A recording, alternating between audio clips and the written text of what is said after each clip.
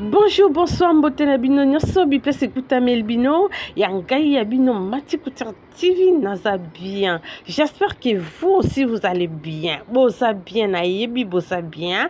Partout dans le monde là où vous me suivez, j'espère que boza bien. Merci si vous êtes là pour la première fois. Je suis Mati Couture TV, couturière, modéliste, créatrice. Merci. Voilà. Aujourd'hui, on va réaliser ce modèle. La blouse au taille. On avait déjà coupé ça. Aujourd'hui, on va faire les montages avec le finition. Et si vous voulez voir comment j'avais coupé ce modèle, vas-y vite sur Mati Couture TV, tapez comment couper une blouse taille manche bouffante. Vous allez voir ça, ces modèles, c'est joli modèle.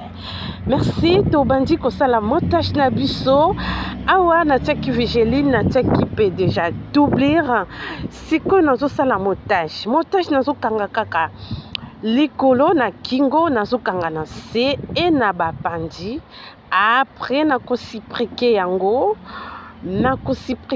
comme si bozomona wana nazwi natongi yango na se na balusi doublir ndenge bomoni doublir ebombami na se, donc nalekisi mwa 1 cm ya tissu ya elamba wana eleki. Après nazongisi yango a plat nde nazotonga sikoyo kingo wana nakosiprike pe kote ya kingo. Après nde ekosenga nasilisa nyonso tu nasiprike yango tutu nyonso. Après ekosenga kena kende ko repasser yango natiaki vigeline nango tobengaka thermocollap. Natiaki vigeline ya pembe oyo ezali ya papier ndenge bomoni yango wana natiaki yango kaka na kingo. Donc voilà tozo commencer ensemble na bino elongo. Vraiment bolanda ndenge nazosalela yango nakotonga yango vraiment na 1 cm ti nazobalola wana nazotoka na 1 cm. Après na baloli nakeko repasser nde kosenga na sala ba pince ya dos na devant oyo eza partie ya devant oyo nazosala na côté ya kingo ya likolo wana bomoni ndenge nakotaki. Donc il faut landa vraiment couture na yo na ndenge modèle ya liboso ezali. Donc voilà.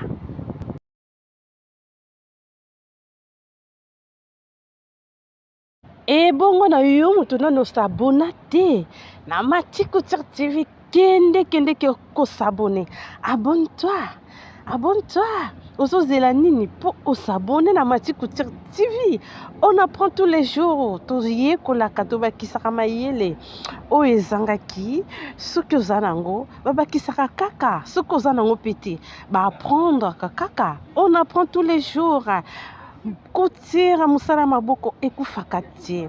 Donc voilà kende ko s'abonner ko bosana te ko cliquer na cloche de notification pour que ozanga rater ba vidéo nyonso ekotaka na kati ya Mati Couture TV. Merci, je vous love. Et awa lisusu siko donc tosala pince na biso tozwi do tous les deux parties tosangisi yango partie ezali ya mokongo tosangisi yango nyonso mibale. Après nazo mesurer oyo ezali 4 cm ya valeur ya éturette. Voilà na tracé yango 4 cm.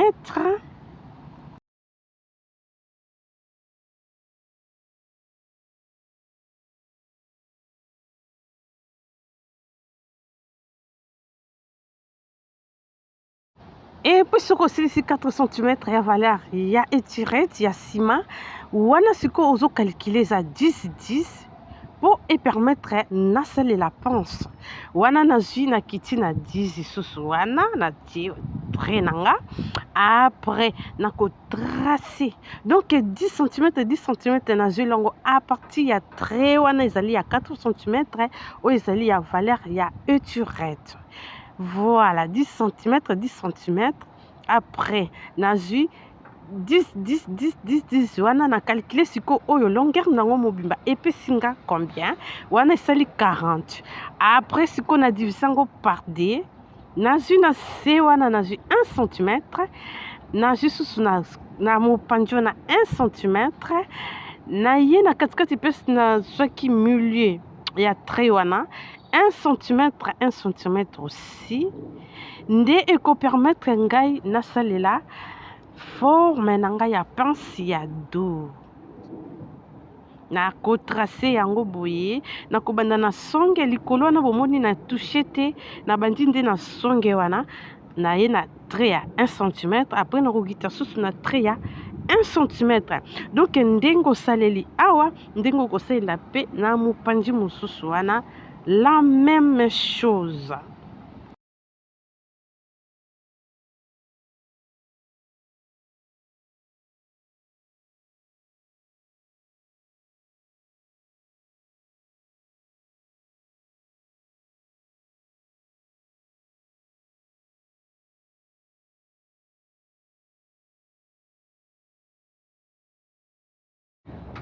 Et voilà ce que c'est ce que pince ya dos. Oye na pince ya 10, ya dos, ya devant. Awa devant ce que kozwa milieu, oye sali ya elamba. Osu susu 10 10 10 10 10. Ero kosusu 10 10. Place nazo kita wana eza place libele na muto libele zalaka. Ezali 30 cm. Bomoni na lekisaki mettre riba na nga likolo na kiti na 13. Na lekisaki likolo wana eza 13 cm. Voilà, après na kiti na 32 oyo ezali pince na ye normal. Après ekosenga nga na e permettre nazwa 10 na milieu wana 10 10 écart wana eza na 20 cm. Soki oza munene okoki kozwa ngo na 12 12 ekopesa yo 24. Soki oza moyenne okozwa ngo na 11 11 poso 22. Mais normalement écart wana okoki kolekisa yango na 26 te. Ekoki kosuka na 20 ou 22 ou 24. Donc maximum ya wana siko na mesurer pe susu 10 10 10 10 na sie wana nazwi 1 cm 1 cm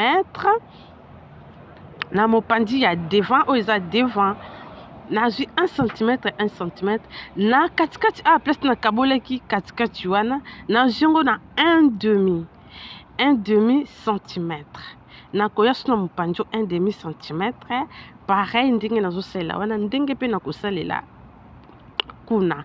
Après nakozwa likolo wana na kiti ti na 1 cm et puis na kiti susu na 1 cm demi wana na milieu place naza.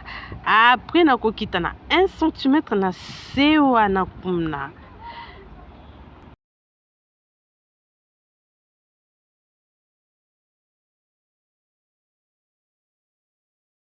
Na ye na partie ya devant kaka naza na kiti wana na 2 cm na mopanzi wana nazwi na 2 cm wana ezo permettre nga nasalela pince ya mopanzi.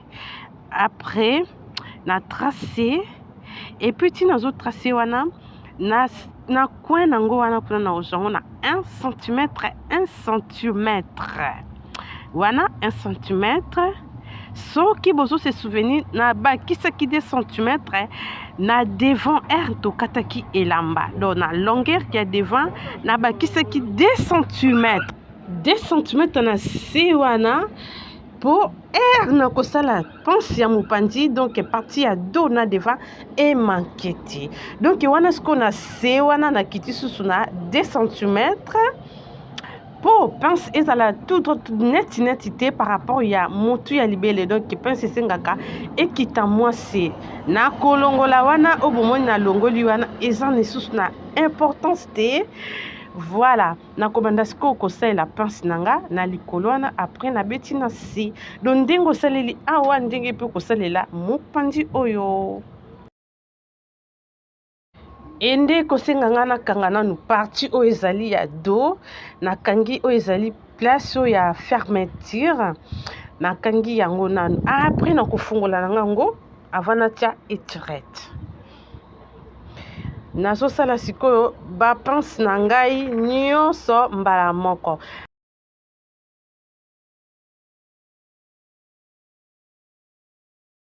nakobanda obeta vraiment couture na nga na bapince esika na trace ba très na ngai. Voilà osko ezali partie ya devant nakobeta ngo mpe kaka ndenge nabeteli partie ya dos. Mais il faut siko olanda kaka ba craie na yo ndenge o mesurele ba mesure na yo.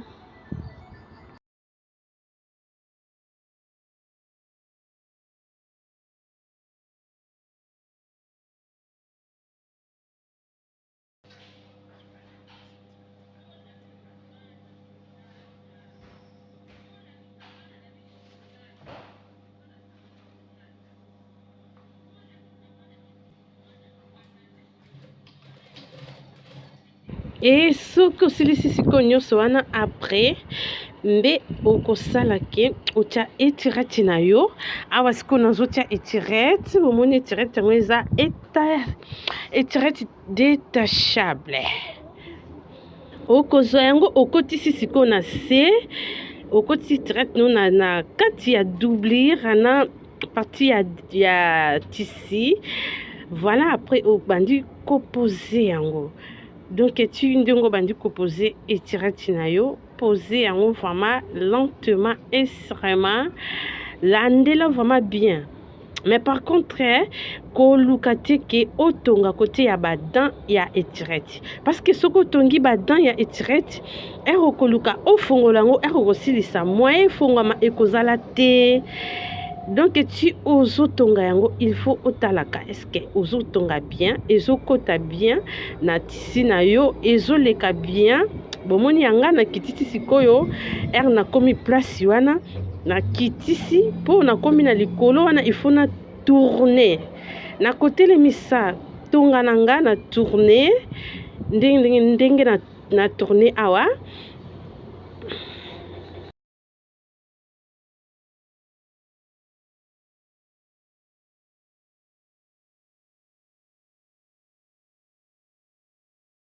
Marque ya tirete oyo nazokotisa, nazozwa tisi nazokotisa yango likolo. Bomoni nazokotisa nanga na matisi yango likolo ya etirete.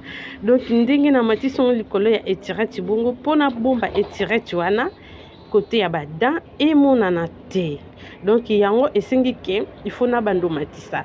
Mais ndenge ozotonga il faut sikoyo mosapi na yo olandela yango bien ekotaka bien na partie ya se ya etirete, etongaka bien. Et awa sikoyo etirete na yo omeki otali ezofongama bien et puis ekangami. Awa sikoyo nazosala ba mesure nyonso mpona kanga elamba. Donc na rassemble elamba, nazwi poitrine na ye, nazwi hanche tour de bassin na se eza na 33, tour de taille nazwi yango na 31, tour de poitrine eza na 32. Voilà, wana sikoyo nakosenga ke ndenge nazwi bongo après nako tracer.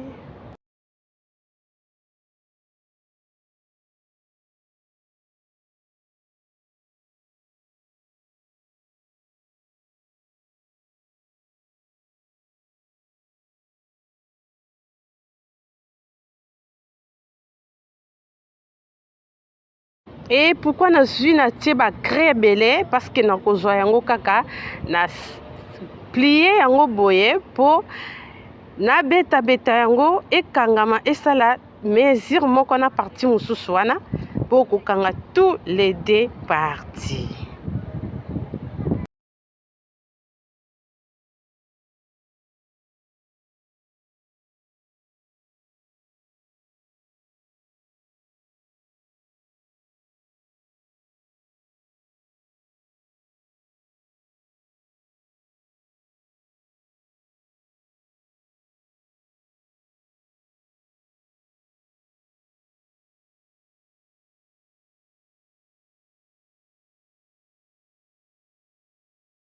Et awa siko maboko pesi nasalaki, bomoni nasalaki moko, nalingi siko nasala susu moko oyo etikali po tomona ndenge nini nasalelaki yango. Donc maboko na biso natiaki yango doublure. Après bomoni nazokalki wana eza nazozwa 3 cm 3 cm na se wana élastique ekokota wana nakotrace 3 cm.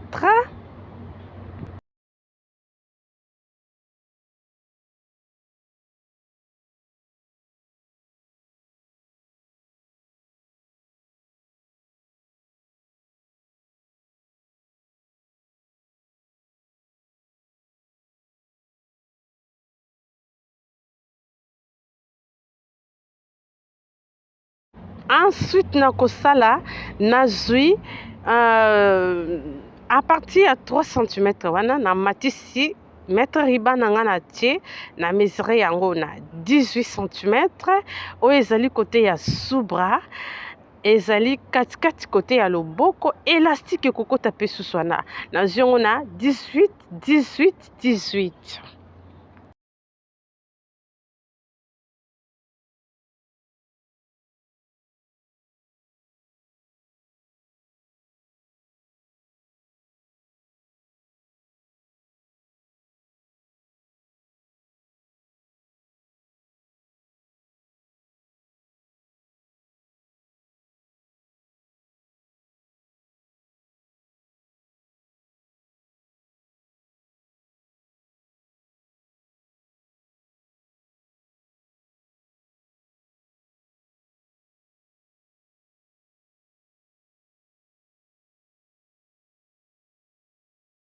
Soko sisi kozwa 18 18 wana après faut tracer lisusu ozwi susu 1 1 demi parce que élastique ya mokie lisusu ekokota wana 1 demi centimètre après ekosengaki oyo bandobeta couture na yo na baline nyonso oyo otrace.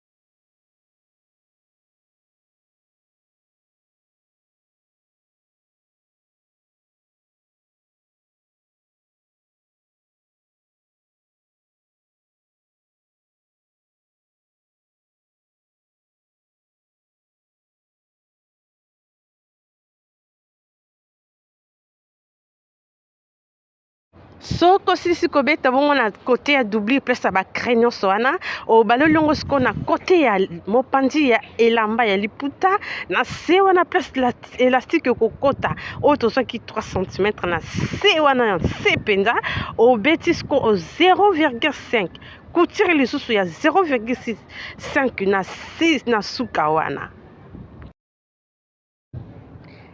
Et après na likolo il faut osala yango France awa nazobeta France na tie réglage na nga vraiment na réglage ya France po esala français kitoko nazobeta France nabeti yango 2 lignes po epermettre nga na benda yango bien bomoni nazobenda France nanga vraiment ezobenda na très très très à l'aise pour eza trop serré te na te yango na ba point penza oyo ezali ke na kobenda yango bien nde bomoi nazobenda wana obendi mopanzi wana yaka lisusu kobenda mopanzi oyo po ekutana nyonso mibali esika moko.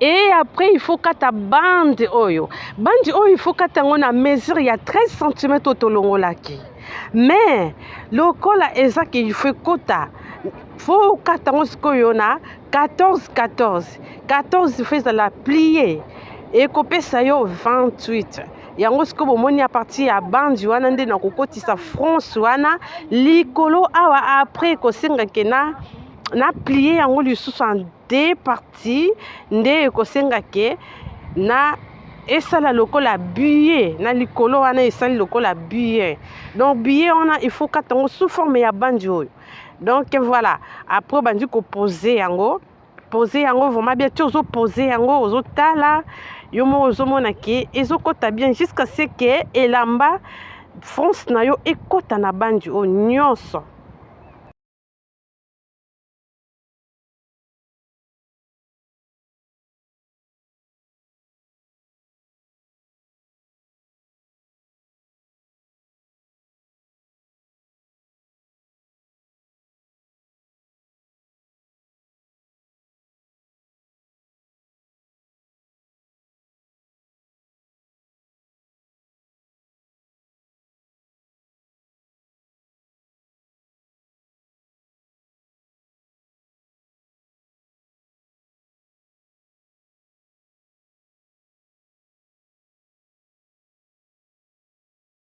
Et puis soki osilisi sikoyo il faut zwa yango, ozwa yango olongoli basinga wana etikala te, basinga obetelaki France benda yango apres plie parti wana ya banji oyo tokataki wana, nakataki banji yango na 3 cm mpo kotonga yango kogumba yango etongama bien ero bando pike yango na machine. Donc apres ogumbi yango lisusu boye nde esengaki obeta na couture. Dès que ozobeta couture wana beta yango vraiment juste na seya na ligne entre elamba na banji wana po singa emonana te.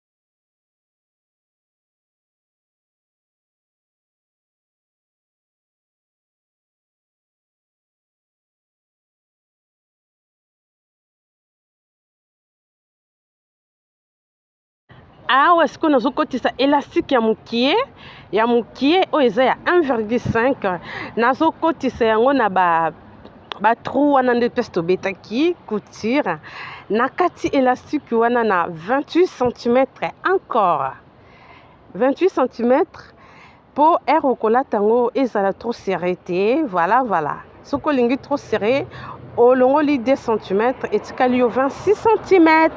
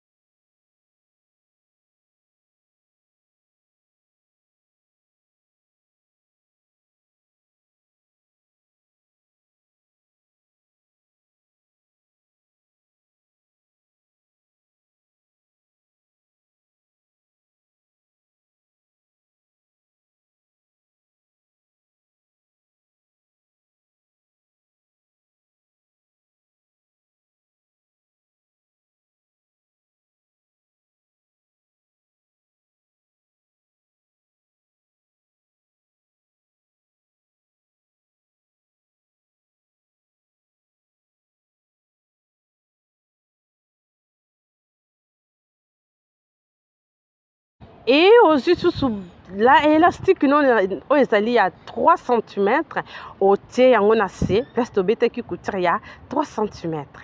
Voilà élastique ya 3 cm na kati longueur nango na 28. Et voilà po kotisi koti nango nyonso vraiment ezosala jilengi kitoko.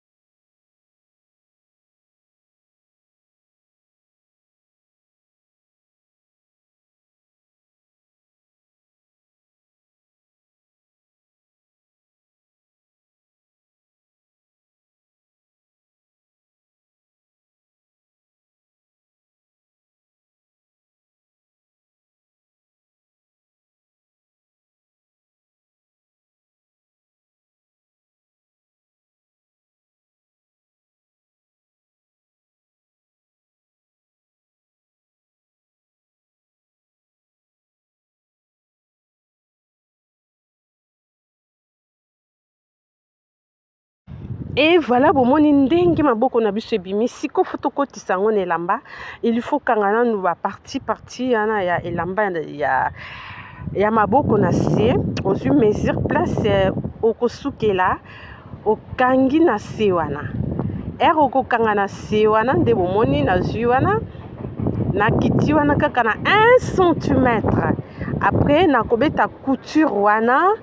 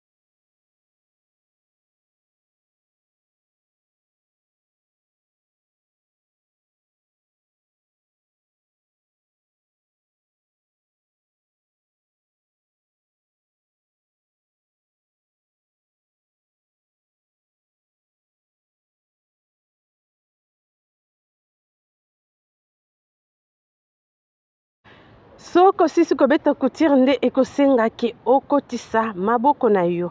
Mais na sous-manche wana il faut savoir. Il faut kangisa sous-manche na sous-bras parce que et permettre yo ozala bien et ozo poser et maboko na ona partie ya elamba.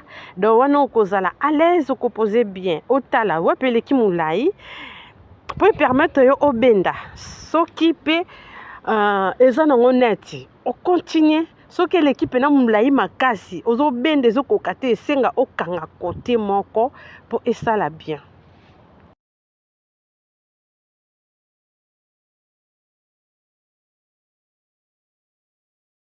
Voilà, après okangi tous les deux maboko kotisi yango pe tous les deux maboko elamba na biso ezosila ezosila bientôt là. Donc modèle na biso ezosila soki oza na question kohésite te komela ngai na commentaire naza wana mpona koexplike. Donc nasengi na bino bosabone commentaire no ekosalanga bien balike na yo soki olike ekosala bien.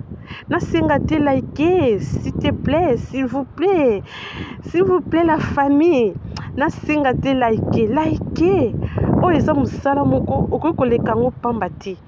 Donc ezopesa biso mayele ezobakisa mayele ozoko apprendre na ebele na kati ya couture. Vraiment likez, commentez. S'il y a des questions, n'hésitez pas, écris-moi là-bas sur le commentaire. Merci. Nasengi na bino bo s'abonner. Oh non, na s'abonner te. Abonne-toi. Ozo zelani no s'abonner. Soki o s'abonner, talaka. Bakisaka mayele du jour au jour mayele zokola du jour au jour ozoko apprendre quelque chose. Et voilà maboko na biso pe esili ekoti elamba pe yango yo esili. Donc voilà bomoni yango totongi yango na bino eza kitoko voilà maboko na biso esili tokotisi tous les deux maboko bomoni yango place tokotisi élastique ya mokie na tokotisi ya monene esali ba bouffante mibale 2 bouffantes en fait esali bien maboko eza kitoko okoki kosala yango na robe okosala yango na fiture simple maboko oyo okosala yango mpe na taille okosala yango mpe na ndenge kaka olingi bomoni na taille ebimi kitoko ebimi très bien. Voilà, merci na bino bato ozalaki nanga nebande tina suka nasengi na bino ba merci ebele nzamba lola apambola bino apesa bino lisusu makasi ya kotala Mati Couture TV. Bye bye.